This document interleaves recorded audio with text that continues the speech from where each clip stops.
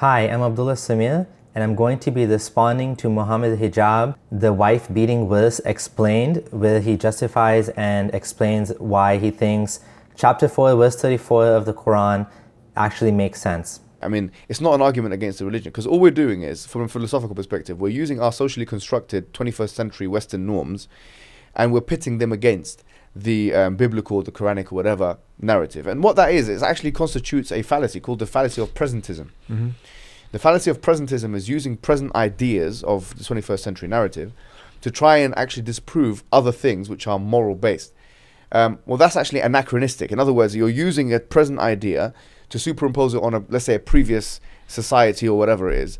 Well, that doesn't show that your idea is true and their idea is false. It just shows that you have a value judgment, a subjective aesthetic value judgment, which happens to differ from that which existed beforehand.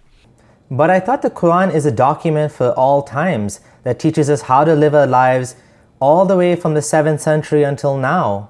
This is not the fallacy of presentism unless you're saying the Quran is only for the 7th century. And then in that case, I would agree. If you're saying the Quran is for the 7th century, then we can't argue against it in terms of today's values. But if you're saying it's a document for all times, then yes, definitely we can argue against it. At any rate, I mean, a lot of these things are misconceptions. Like you were mentioning the verse in the Quran about beating and these things. And just to kind of quickly summarize this verse, it's really interesting because this verse starts off by saying, it's chapter 4 verse 34, it says, وَإِنْ خِفْتُمْ نُشُوزُهُنَّ فَعِذُوهُنَّ وَاهْجُرُوهُنَّ فِي الْمَضَاجِعِ وَاضْرِبُوهُنَّ. So وَإِنْ أَطَعْنَكُمْ فَلَا تَبَغُوا عَلَيْهِنَّ سَبِيلًا.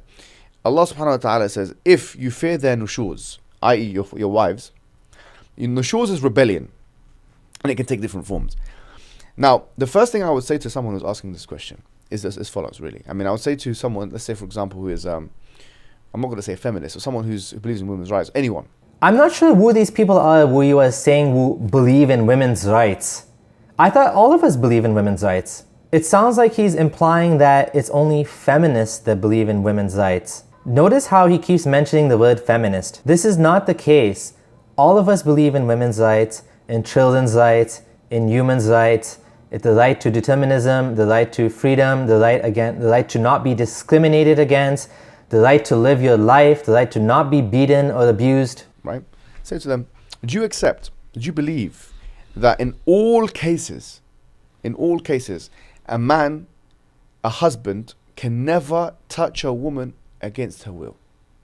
In all cases, absolutely all cases. She might say, yeah, I don't believe in any case it's justified for a woman to touch her husband against his will.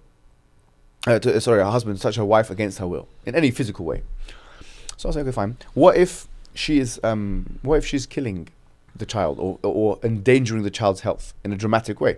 And by the way, this is not an anomalous example, because if you find the NSPCC, which is a British charity which deals with children's health and things like that, it actually reported that the majority of fatalities or deaths of children are from women, not because the women are worse than men or more evil than men, or as the Bible indicates in Genesis, but it's actually because women have more interaction time with their children. Generally speaking, as mothers have more interaction time with their children. So this is actually a real case study.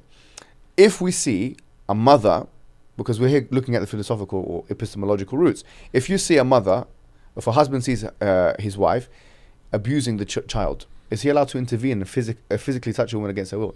Yeah, the feminists will turn around and say, yeah, probably. We're not objecting to that.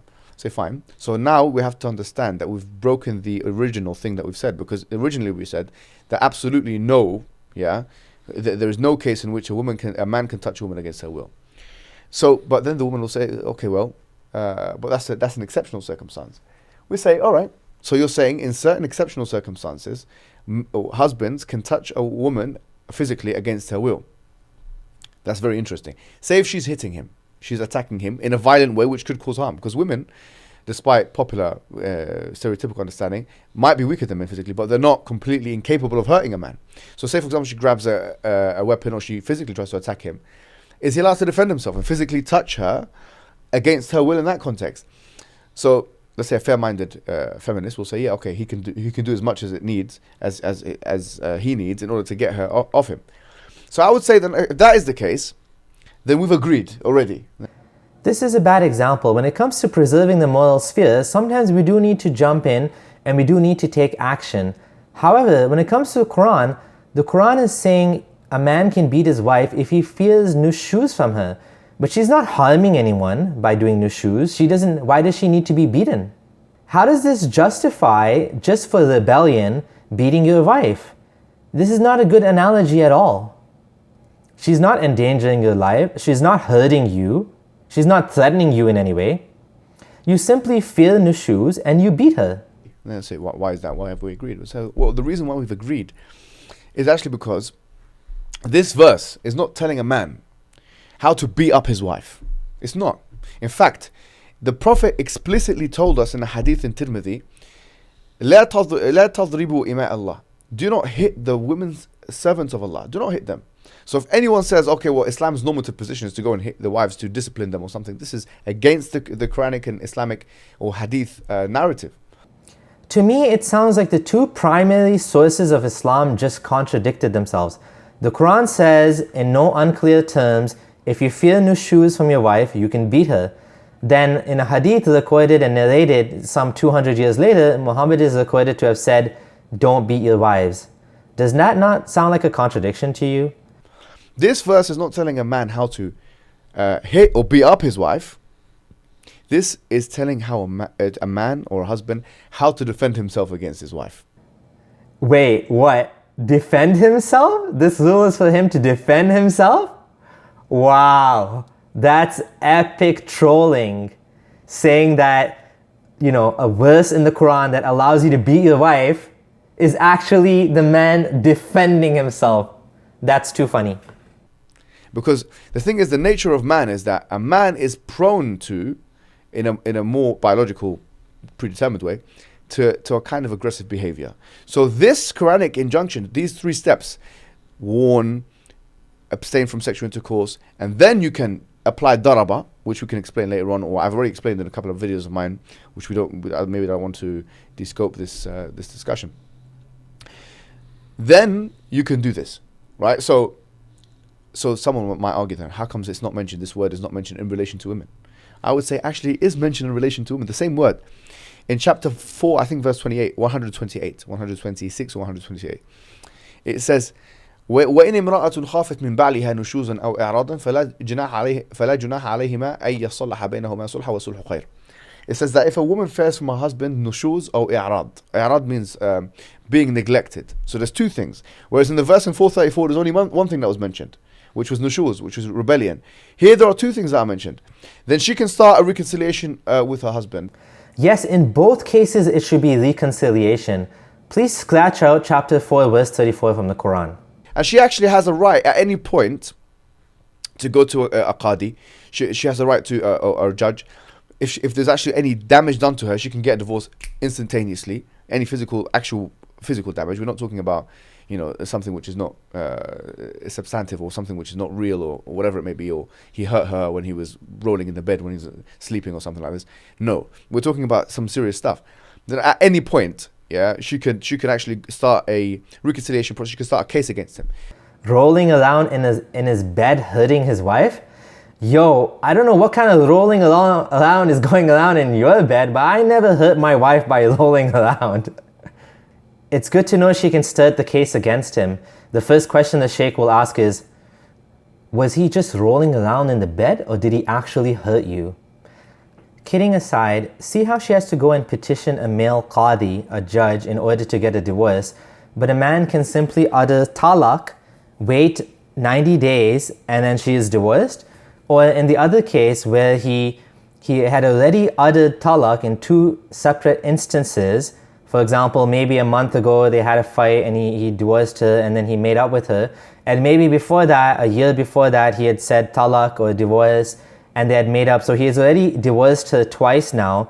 The 3rd time he says talaq, to his own detriment as well, it's considered permanently and finally divorced, and there's nothing he can do about it. And nothing she can do about it. But in her case, she has to go and ask a judge. Does that seem fair to you? If she initiates a divorce, sometimes she has to give the money back, and it's called khulla. The question will be made now, so why is it the case that with a man is mentioned, daraba is mentioned, which is a kind of physical recourse, and it's not mentioned with a woman?